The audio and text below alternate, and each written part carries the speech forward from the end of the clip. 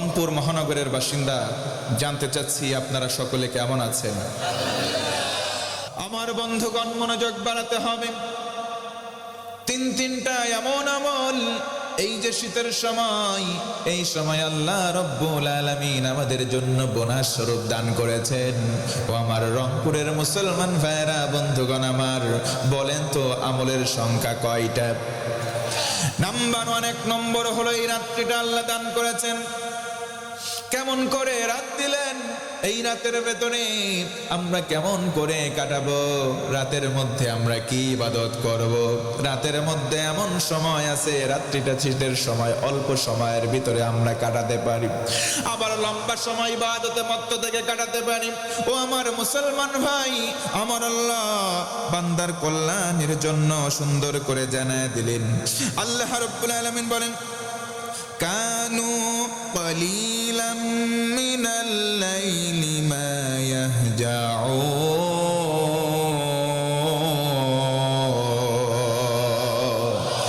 আমার আল্লাহ বলেন, ও গোলাম, যারা আল্লাহর পেয়ারা বান্দা হবে, যারা হবে আল্লাহর কাছের, তারা রাতের অল্প পরিমাণ ঘুমায় আর বেশি পরিমাণ ইবাদত করে। জোরে বলুন সুবহানাল্লাহ।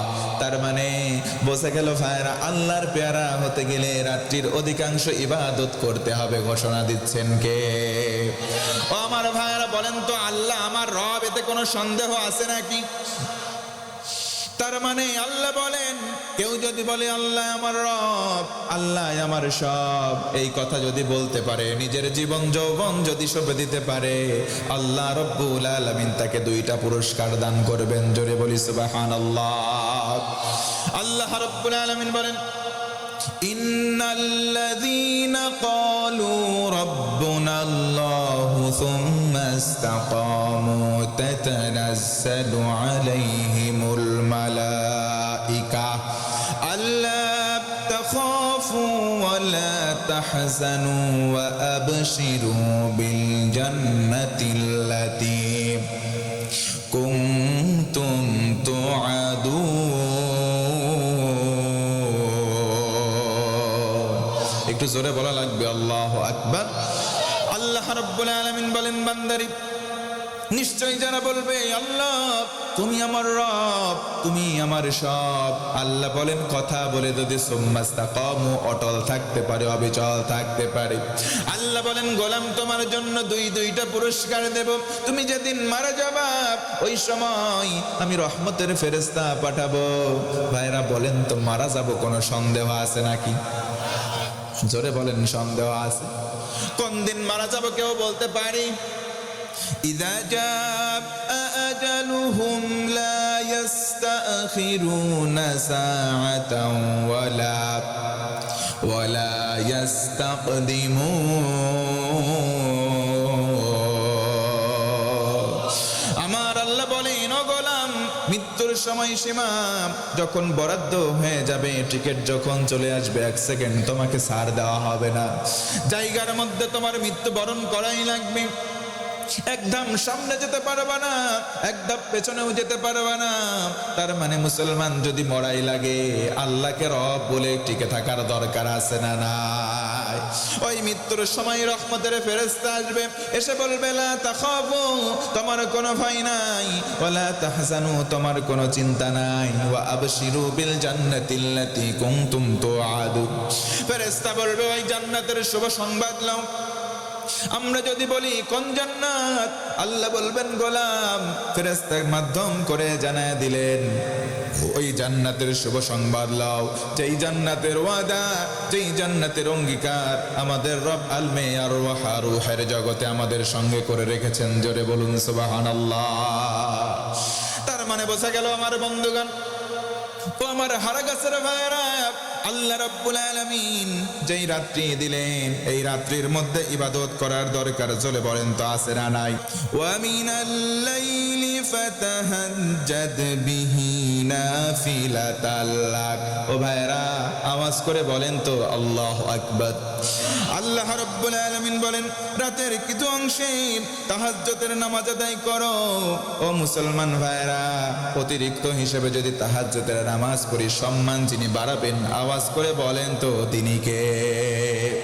তার মানে মানে বোঝা গেল তাহাজ্জুদের নামাজের সময় আমাদের এই ওয়াক্ত যাই, শীতের সময় আমরা এমন ভাবে ইবাদত করব অন্য সময় স্বাভাবিক পরিবেশে যেই সওয়াব পাবো শীতের রাত উপেক্ষা করলে তার চাইতে বেশি সওয়াব আছে না নাই? তার মানে বোঝা গেল আমরা 1 নম্বর সহজ আমল করব, শীতটাকে হেলাই ফেলাই উপভোগ করব না।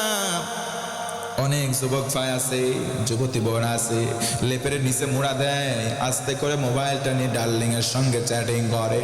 আবার অনেকে আছে দেখবেন পাবজি ফ্রি ফায়ার খেলে। আবার অনেকে আছে দেখবেন ওই যে ক্যাসিনোতে টাকা লাগায়।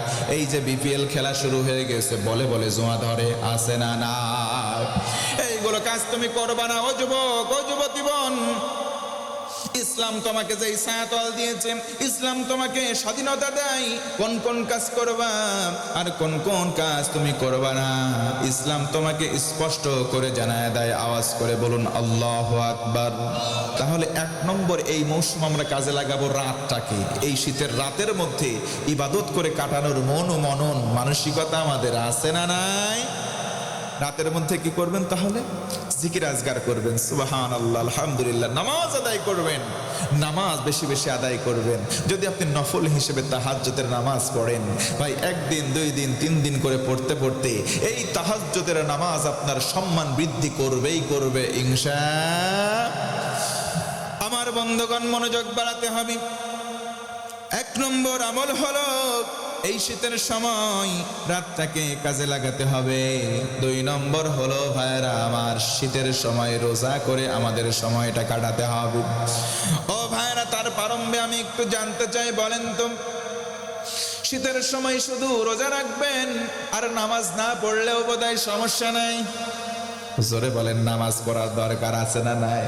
তার মানে অনেকে শীতের সময় ওযু করতে ভয় পায়, এমনি অনেকে 10 দিন 15 দিন গোসল করে না। শীতের সময় গোসল করতে চাই না, ওযু করতে চাই না।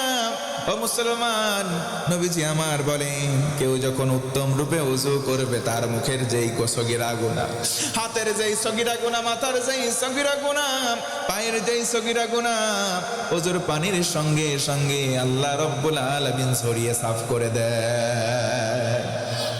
এই জন্য ওযু করার দরকার। জোরে বলেন তো আছে না নাই? একটু আওয়াজ করে বলেন তো আছে না নাই? তার মানে আমরা ওযু করব, নামাজ পড়ব। ও মুসলমান, রংপুরের ভাইরা বলেন তো দৈনন্দিন কয় ওয়াক্ত নামাজ আবশ্যক? আর একটু জোরে বলেন। 5 ওয়াক্ত নামাজ অনেকে আমরা পড়ি, অনেকে পড়ি না। কিন্তু 5 শ্রেণীর মুসলমান আমাদের সমাজে আছে। 1 নম্বর মুসল্লি হলো শুকুর আলী মুসল্লি। সপ্তাহে শুধু শুক্রবারে জুমার নামাজে যায়, সারা সপ্তাহ নামাজে যায় না, এমন শুকুর আলী মুসল্লি 2-1টা হারা গেছে, আছে না নাই?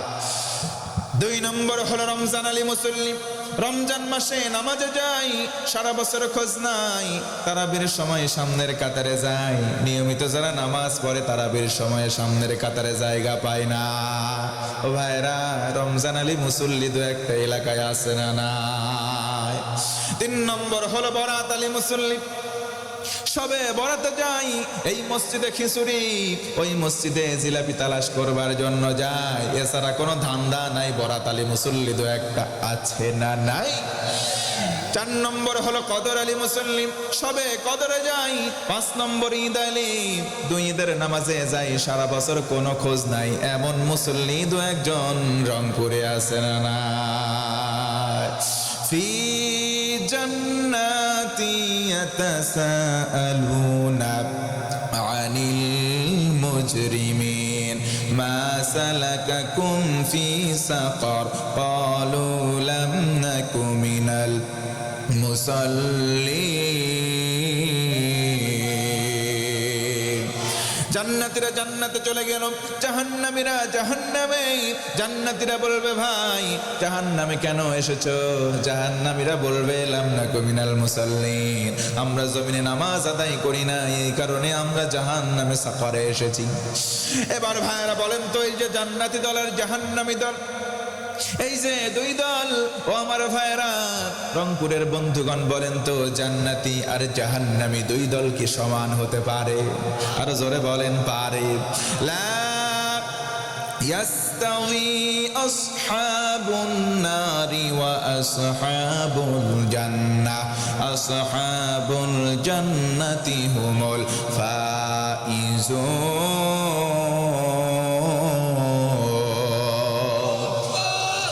আল্লাহ রাব্বুল আলামিন বলেন বান্দারি জান্নাতি জাহান্নামী দুই দল সমান নয় জান্নাতি হবে যারা চূড়ান্ত সফল হবে তারা আওয়াজ করে একবার বলা লাগবে সুবহানাল্লাহ অনেক যুবক আছে নামাজ পড়ে না তুমি রাত্রিবেলা শোও সকাল হয়ে যায় তোমার ঘুম ভাঙে না দুপুর হয়ে যায় তবু তোমার ঘুম ভাঙে না যুবক বন্ধু তুমি মনে রাখবা তোমার যখন ঘুম ভাঙবে ওইটা হবে সকাল আর যদি তোমার ঘুম না ভাঙে উঠবা তুমি ঠিকই সেটা হবে তোমার জন্য পরকাল কথা বলেন ঠিক কিনা কেমন করে ঘুমাও তুমি কেমন করে ঘুমাও তুমি ফজর করে কাজা এমনও তো হতে পারে জোহরে জানাজা তোমার এমনও তো হতে পারে জোহরে জানাজা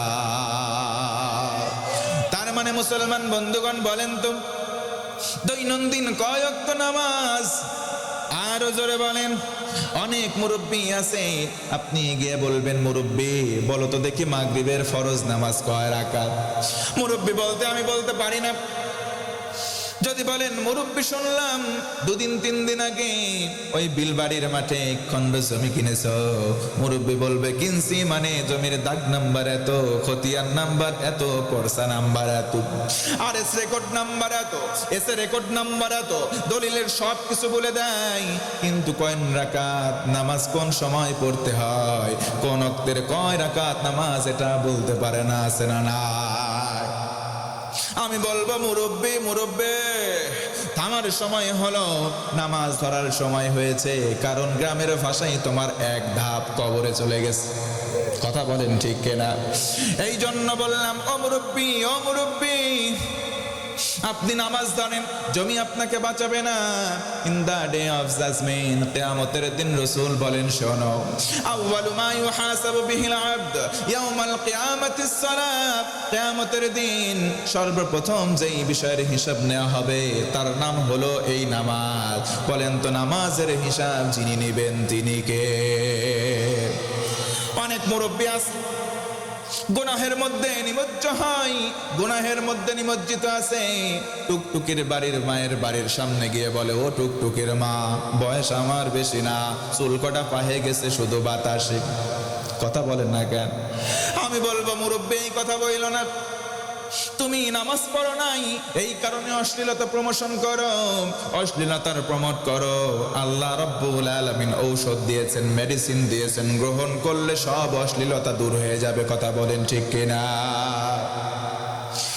ইন্নাস সালাতা তানহা আনিল ফাহশাই ওয়াল মুনকার আওয়াজ দিয়ে বলেন তো একবার আল্লাহু আকবার তাহলে এই যে শীতের মৌসুমটা আমরা কাজে লাগাবো আল্লাহ বেঁধে দেওয়া 3টা ফর্মুলা আমরা মানছি নাম্বার 1 1 নম্বর রাতকে কাজে লাগাবো ইবাদতে রাতকে ইবাদতে কাজে লাগাবো 2 নম্বরে দিনকে কাজে লাগাবো রোজা পালনের মাধ্যমে দিনগুলো ছোট থাকে অল্প সময় রোজা করব অল্পতেই আল্লাহ খুশি হয়ে যাবেন সুবহানাল্লাহ বল আরো জোরে কোন সুবহানাল্লাহ নবীজি আমার কোরআনের দাওয়াত দেন কেউ কেউ এসে বাধা দেয় আবার যখন ওই হজের মৌসুম চলে আসে দূর দূরান্ত থেকে যখন মানুষগুলো আসে তৎকালীন কিছু নিয়ম নীতি মান্য করবার জন্য যখন বাইরে থেকে লোকজন আসা শুরু করলো কাফের আর কুফফারদের নেতারা সিদ্ধান্ত নিল বলে দাও মোড়ে মোড়ে দাঁড়াও বলো আমাদের এলাকায় একটা পাগল আছে নাম তার মুহাম্মদ তোমরা তার কাছে যাবা না কি বলে সেটাও তোমরা শুনবা না